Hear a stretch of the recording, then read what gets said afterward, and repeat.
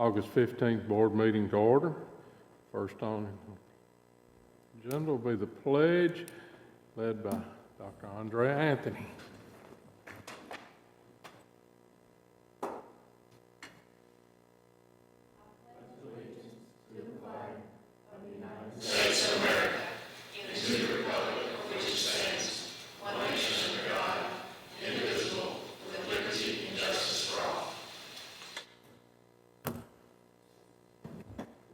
Thank you, Dr. Anthony.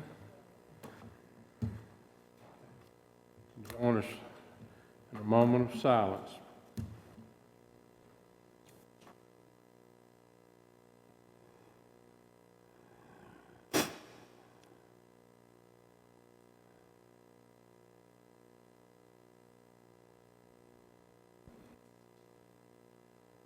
All right. First need to do is approval of the agenda. Thank you, Mr. Young. Second? Second. Thank you. All in favor say aye. Aye. Opposed? Okay. Approval of consent agenda. Move we approve, Mr. Chairman. Mr. Jordan. Thank you. All in favor say aye. Aye. Motion passes. All right.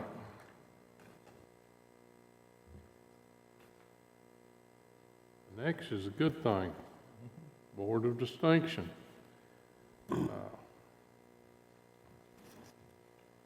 We have here tonight Mr. Jimmy Garland, TSP Mid-Cumberland District Director.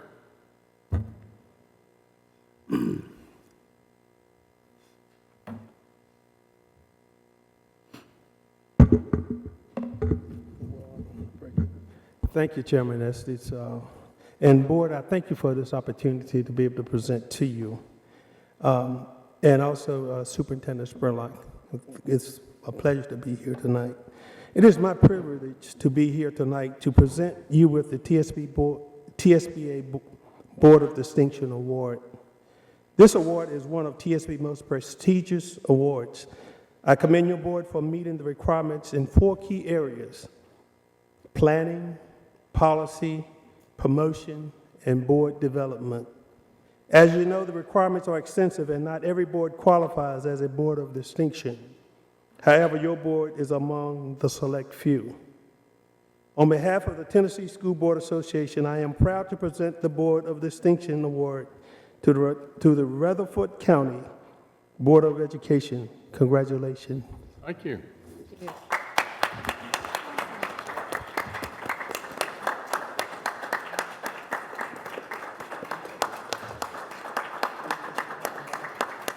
Thank you so much.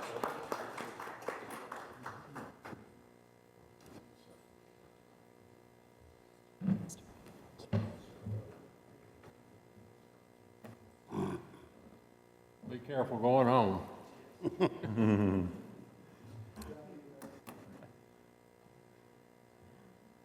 All right. No visitors? Number 10, Atlas Program. All right, number 10, the Atlas Program Memorandum of Agreement, found on tab 2. STARS, student taking the right stand, will provide a master's level specialist to work with elementary Atlas students and their parents in an effort to reduce chronic absenteeism and improve attendance of the students experiencing homelessness. Endure Athletics will provide after-school and summer programming, including transportation at no cost to the students living in motels and shelters. The Boys and Girls Clubs will provide summer programming in Smyrna and Murfreesboro at no cost to students to qualify for the Atlas program because we pay for the summer programming. They also do not charge Atlas students for after-school care during the school year. I'll just mention one thing there that pops up to me is the chronic absenteeism and also that designation of economically disadvantaged. That is one of our data points on our scores as we go through. Recommend motion to approve memoranda agreement between STARS, Endure Athletics, and the Boys and Girls Club, and the Atlas program as presented. Any questions or comments?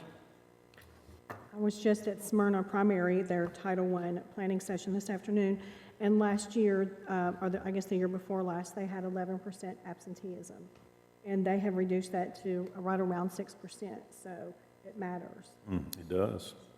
Thank you. Have a motion? Move to approve. Thank you. Second? Thank you.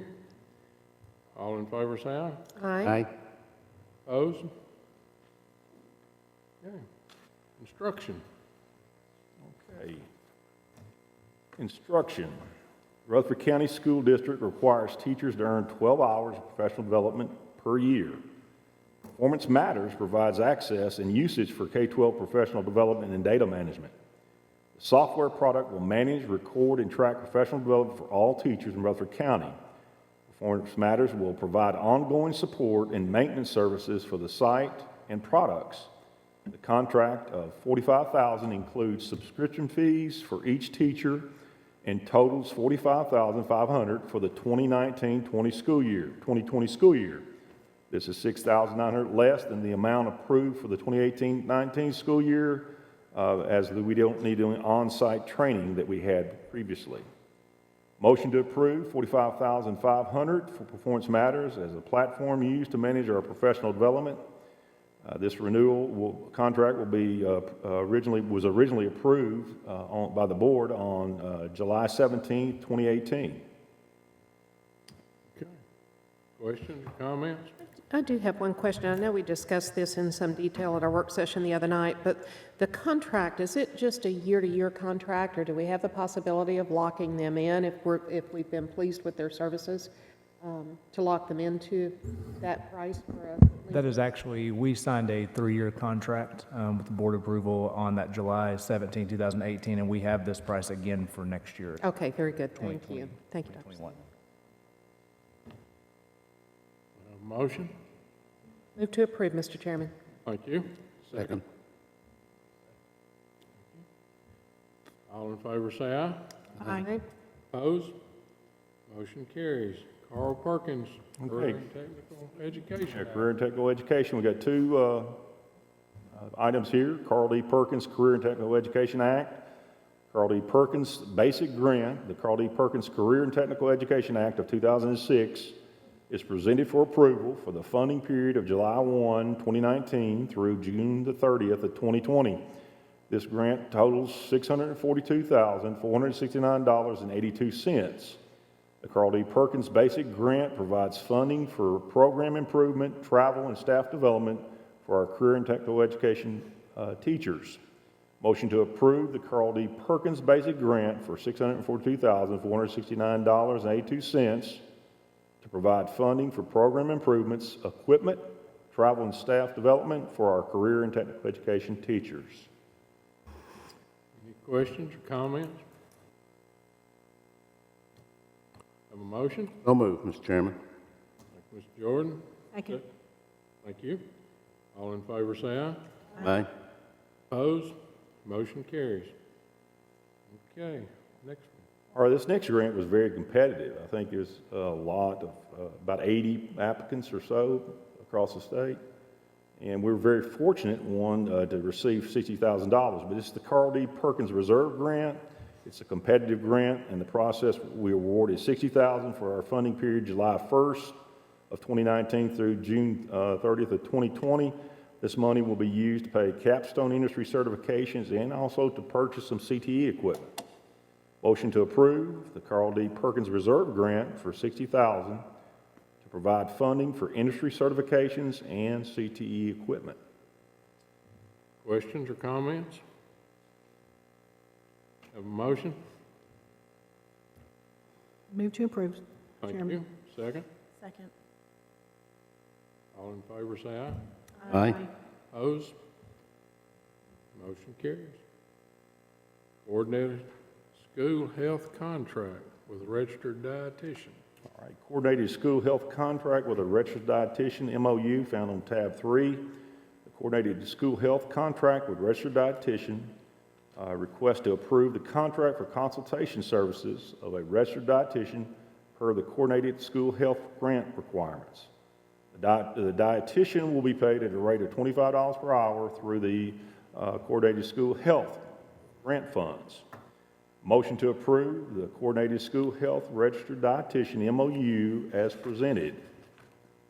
As we said earlier, that involves students and faculty members. Staff also. Questions, comments? Mr. Chairman? Just curious, do we have, is this I know it says contracted, so is there like an established number of hours or set schedule that we plan to use, or is it just sort of open-ended? I would say as need. Okay. Thank you. The good thing, it keeps us from hiring a full-time Right. dietitian. That's correct. A motion? Move to approve. Thank you. Second? Thank you, Ms. Jones. All in favor, say aye. Aye. Opposed? Motion carries. Okay, no facility use. Contract between MTSU and Siegel High. All right, I did some following up on how many are currently in a contract with MTSU, and Ms. Page checked, and we had 3 schools. I guess Laverne High School, Smyrna High School, and Oakland High School. Now, Oakland High School, as I understand, theirs is through their booster club. Talked to Mr. Ash at Laverne. He signed his a few years back. It's a 3-year contract. The funding went into the athletic account, which in turn is used throughout various sports in their school. Talked to Smyrna. Theirs were signed back in 2016, and the same thing, they put theirs in the athletic account. The only thing that's different between those 2 schools and this that is being requested here and what Oakland did is the amount. The amount was significantly less for both Smyrna and Laverne. So that's something I think we might want to look at in the future in terms of being consistent, maybe speaking with a representative from MTSU. Of course, they have their, they can say no or, but I would think that we would, if we did that, it would be a good thing for the northern end of the county. But this one here says MTSU seeks to be a Siegel High School sponsor. MTSU proposes a contract in which MTSU may sponsor activities and place advertising at Siegel High. MTSU requests permission to place 4 signs across the top of the football scoreboard, 3 bottom left signs on the back of the football stadium facing the parking lot, and 1 sign above each basketball gymnasium scoreboard. MTSU proposes payment of $5,000 a year for a total payment of $25,000. The contract term will be until July 31st, 2024. Either party may terminate the agreement prior to the date with a 30-day notice. Motion to approve the contract between MTSU and Siegel High School. Any other questions or comments? Now, I understand, Mr. Director, from your email earlier today that Riverdale, first of all, let me address Riverdale first. They were unable to work out placement of the signage, is that right? That's right. Ms. Page, can you follow up on that? Why? Absolutely. I talked with Mr. Nance about it. He said that their scoreboards were donated by specific companies, Zaxby's for their basketball and Wilson Trust for their football. And Mr. Nance believed that putting MTSU advertising on the scoreboard in light of those donations wasn't a good move etiquette-wise for more years.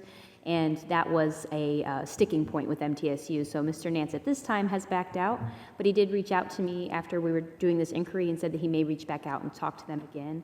And Eagleville had said that they were interested too. So we might try to get MTSU in contact with our other schools and rework some more agreements. I wouldn't, well, I don't know, obviously, but I would think that the MTSU sign, it's not another product. It's not in competition with, would you say, Zaxby's? I mean, it's not. So, and it's our local university. Also, you mentioned Eagleville. As I understood from the email, that they had not approached Stewart's Creek yet. Right. And they hadn't approached, Blackman, which I Blackman, find kind of odd because they're part of their collegiate academy over there. I've seen a lot of MTSU branding it. Maybe that's why they're not doing it. They're already branding it. yeah. Well, there's no reason to be against this one. I mean, the fact they didn't do that, I wouldn't think. And so, okay, thank you. Have a motion? I move we approve, Mr. Chairman. Thank you, Mr. Jordan. Second? A second. Thank you, ma'am. All in favor, say aye. Aye.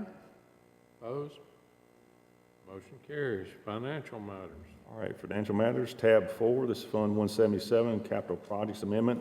And I was like Mr. Jordan there I guess last month when I asked the same question, Mr. Jordan. I thought we already budgeted $500,000 in it. But anyway, this is to move the funds totaling $380,000 from the major HVAC components at Central Magnet project to cover the cost of an emergency replacement of a deadline chiller at Blackman High School, as well as the 2-month rental of a temporary portable chiller that we're currently using for the school. The quote was from Demand Mechanical for the chiller replacement proposal. Motion to approve $380,000 in funds within the Fund 177 from the original approved list planned capital projects to cover this emergency replacement of the chiller at Blackman High School. Questions or comments? Have a motion? Move to approve. Thank you. Second? Second. Thank you, ma'am. All in favor, say aye. Aye. Opposed? Motion carries. I do appreciate Mr. Lee keeping it cool in here. Yes. Absolutely. All right, Fund 189. Yeah, this cleans up some of our amendments in our projects here. Cleans up line items and building programs to recognize actual costs within the expenditure lines and to transfer funds between individual projects to cover small project overages. You can see Fund 189, budget amendment spreadsheet for detail. It shows you where all that was moved around to and what was moved around.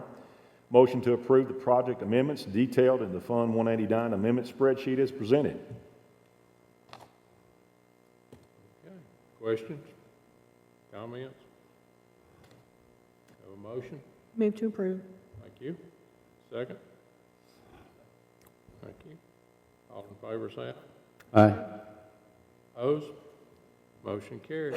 Cafeteria fund. All right, the cafeteria fund cash bank for the 2019-20 school year, the centralized cafeteria fund, which is Fund 143, petty cash on hand, amounts for each school nutrition location currently approved for $13,100 for the sole purpose of making change. An additional $30 is needed in the 2019-20 school year for Oakland Middle School to be utilized in the annex. This will increase the total petty cash on hand in the amount of $13,130. Motion to approve the centralized cafeteria fund 143 petty cash amount from $13,100 to $13,130 to be utilized in the annex Oakland Middle School as presented. Questions, comments? I have a question. It's $30, so it seems very minor. Why? It's because we have to do increase cash on hand, and that's a good question. It's again $30. Yeah. We're actually increasing the permanent cash on hand out there at the facilities and at the sites.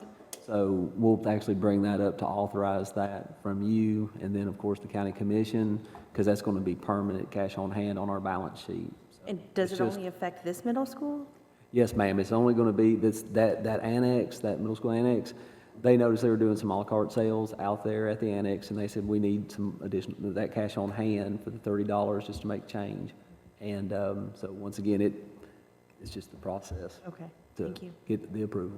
I was thinking like her, $30, Exactly. $300, I can see, but $30, I guess, It's- every little penny counts, right? And it actually, in the other county offices, for example, every 4 years with the elected officials, like a county clerk or a court clerk, if there's a new one, a lot of times those officials, they're zero out their cash on Right. hand. And so you'll see every 4 years, the county commission doing that for all these elected officials, that when they change hands in the offices. Thank you. Have a motion? Move to approve, Mr. Chairman. Thank you. Second? Second. Thank you. All in favor, say aye. Aye. Opposed? Motion carries. Purchase of CTE programmable logistic controller equipment. All right, this is some money being spent here. Purchase of CTE programmable logic controller equipment. The CTE department is requesting approval for the purchase of the Mechatronics Learning System, which is a Siemens S7-1500 programmable logical controller equipment for our existing 870 trainer stations. The upgrade is for 11 PLC machines, which totals $6,635, bring the total up to $72,985. This upgrade is required to continue the mechatronics program for the next 5 years. So no updates between that time? Gotcha. Motion to approve the purchase of the Mechatronics Learning System Siemens S7-1500 programmable logical controller equipment for our existing 870 trainer stations. The upgrade is for 11 PLC machines at $6,635 each, which totals $72,985. This upgrade is required to continue Mechatronics program for the next 5 years. It will be funded through GPS. Any questions, comments? Yes, Mr. Chairman, if I may. Ms. Pilgrim, and you may have already looked into this, and it may not be available, but are there any grant programs or any sponsorship programs from some of the, maybe the companies that our students, when they are proficient in these areas, that they would benefit from us training those workers? Okay.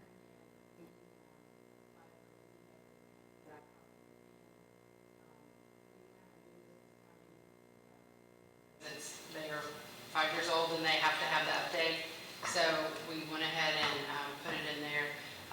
But yes, we do apply for, I do apply for any grant we can. Yeah, well, I assume that you did, but I just wanted, I didn't know, I wasn't aware if there were any, if there was an actual thing as a grant for that. Not one specific to this. We do work with our industry partners. Are we still training some of, at night school? Training some of our industry partners. So they do from time to time, there's some in-kind things that they do for us. And when you get out of mechatronics, if we go into construction and HVAC, we've gotten quite a bit over the last year or so from those industry partners. Yeah.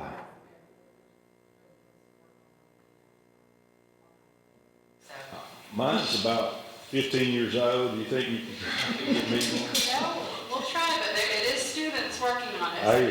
we'll just preface it with that. I think you may have a couple of us board members sign up for that. Thank you. I'll say Ms. Pilgrim doesn't let this money lay around. No, not at all. Okay, have a motion? Move to approve, Mr. Chairman. Second. Thank you. Thank you, sir. All in favor, say aye. Aye. Opposed? Motion carries.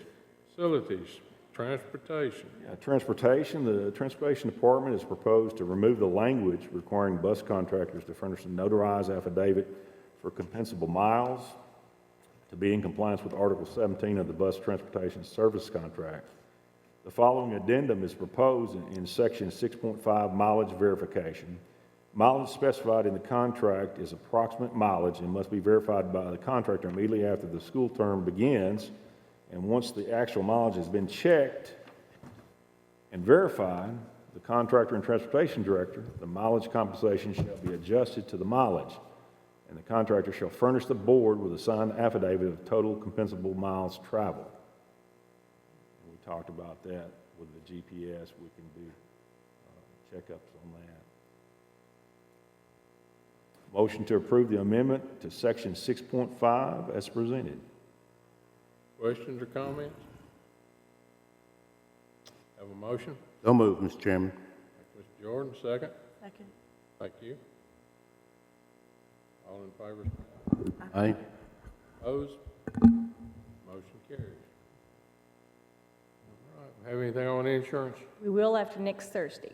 Thank you, ma'am. All right, director's update. All right, we're going to kind of go over very briefly because I'd like to have a meeting in September where we kind of get deeper into the weeds. I won't get too deep into it tonight, but anyway, in terms of our designation as a district, first let's start off of how that grade is determined. There's a variety of different data points, but we take our grades 3 through 5, achievement and growth, our 6 through 8, achievement and growth, our 9 through 12, achievement and growth, our K through 12, chronic absenteeism, our K through 12, English language proficiency assessments, and we take our graduation rate for our high schools. And through those areas, we do all, and we get a score. And it's represented in a score from 4 down to, it could be 0, theoretically. And then we also do the same thing with what's called as the subgroups. And these subgroups are as follows. BHN, that's Black, Hispanic, and Native American. ED, that's economically disadvantaged. SWD, that's students with disability. EL is our English language learners. And then that could actually break out into, for example, the BHN, you may have Black and Hispanic make up their own group, or you may possibly have some Asians that make up their own group. Now, we came up, after going through and looking at everything, we can say this right here. We had 14 reward schools, all right? Primarily, I'm trying to think, we had, how many middle schools did we have, Dr. Sullivan, that were in those 14? 4 middle schools, so the rest of them were elementary schools. We did not have any high school in the reward designation. However, we did have one high school that if they had one more tenth of a point, would have been, and that's Laverne High School. So Laverne High School could have been but they weren't. So our designations as a district, we have the exemplary, which we're always striving to be. We got the advancing, we have the satisfactory, we have the marginal, and for those districts that fall in the bottom 5% in the state of Tennessee, we have the needs for improvement. I say all this to tell you that we were advancing. We had, we had 14 reward schools, and quite frankly, the rest of them, they're not designated this year. However, if we would have taken our letter grades this year, we would have had 14 A's, 23 B's for schools, 6 C's, and we would have had 1 D. All right, now, we have taken it, I think we've used this data every which way you can. We've looked at some things, quite frankly. What prevented us from being exemplary? It's our subgroups. And that's not as we become more diverse, and we will, and we should, we're going to have to meet those needs. One of the areas that we know is students with disability. We may not get the achievement, but we should be getting the growth, and we will get the growth.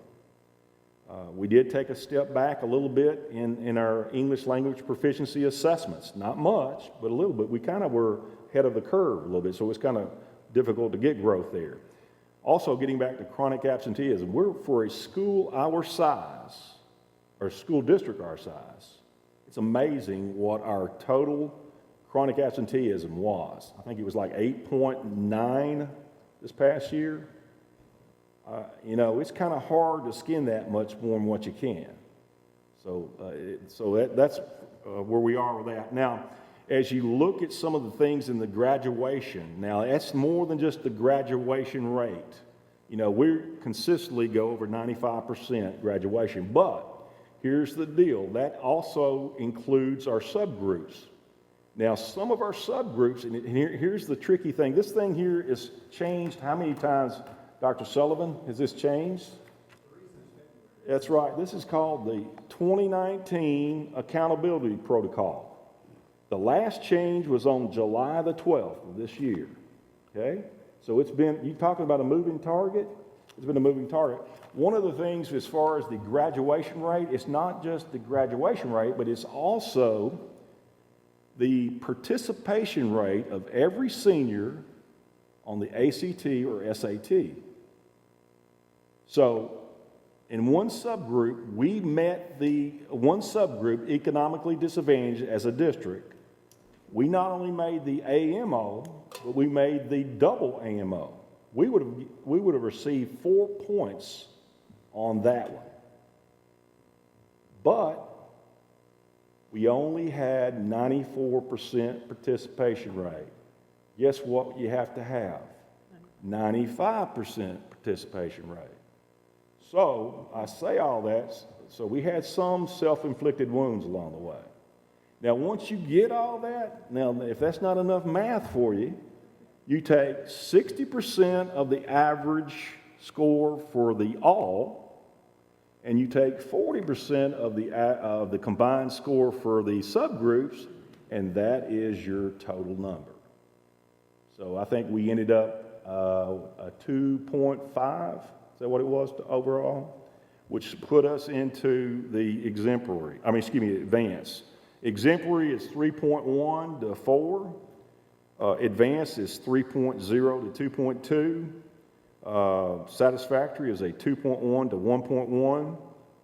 And less than 1 is marginal. 1 or less is marginal. And if you fall in the bottom 5%, which we do have a district that's, I guess, would be northeast of us, that is the second largest district is in that category. I think. Maybe not. Maybe it's further west. Okay. There's not many in that category, but you don't want to be in that category. So I say all that as we get, and I take you through a deeper dive in this, we can kind of look at that. I will say this, and this is just kudos to those reward schools. It's a testimony to the teachers and their administration. I will say kudos to our elementary grade band. If we were just going on elementary, we'd be an exemplary school. I would say our middle schools had some success, and even our high schools, but our high schools kind of let us down a little bit. So I'm going to challenge our high schools because they're the ones that have more. But I will say this, high schools have 6 areas that they're assessed on, and then K through 8 only has 4. But that's no excuse. It can be done. But I'm very excited about our instruction department, what they're doing. And as I stated in an email yesterday, we have our expectation of being exemplary going forward. Mr. Spurlock, we did have one high school, I believe, that fell into exemplary, Central Magnet School, correct? That's right. High school. I left them out. Okay, we did have one. That's right.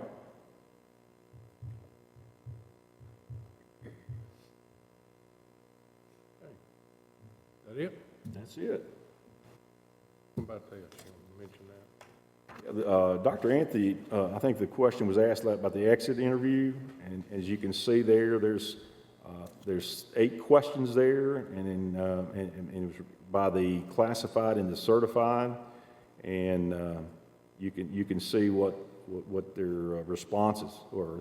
These exit interviews, I think they do a lot in order to determine what are they leaving, why are they leaving, and you even do stay interviews, do you not? Have you done that yet? And I don't know if you've had a chance to look on our district website, but one of our last items under careers is why I choose Rutherford County. So you might look at that, some of the statements from the different schools. We've completed 6 so far this year, and we're working on our next 3 right now. Thank you. Okay, Tennessee Legislative Network, Ms. Johnson. I don't have nothing this evening. Okay, thank you. Mr. Hodge, Federal. No report. Okay, on general discussion. First, everybody got the email that they postponed Dr. Ash's for tonight, so it'll be at a later date at the county commission. Something I'd like to say about the Board of Distinction. You know, that it takes everybody on the board to do what they're supposed to to get this. I mean, that means that we have to attend all kinds of stuff, including meetings.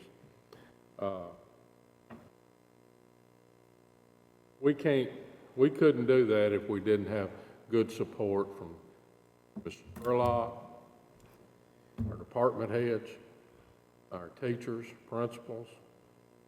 They all make us look good. And, of course, we'd be in real trouble if we didn't have Ms. Michaels. That's the truth. She's the one that holds our feet to the fire, make sure we do what we're supposed to. And we appreciate that, Ms. Michaels. Absolutely. Next meeting's when? 3rd and 4th of September. Well, it was the 3rd and 5th. I'm sorry. You're very welcome. We couldn't make it without Mr. Jordan either. And he lets us know. We'd be here too at the wrong time. Okay, anyone else? All right. No other business, we're adjourned.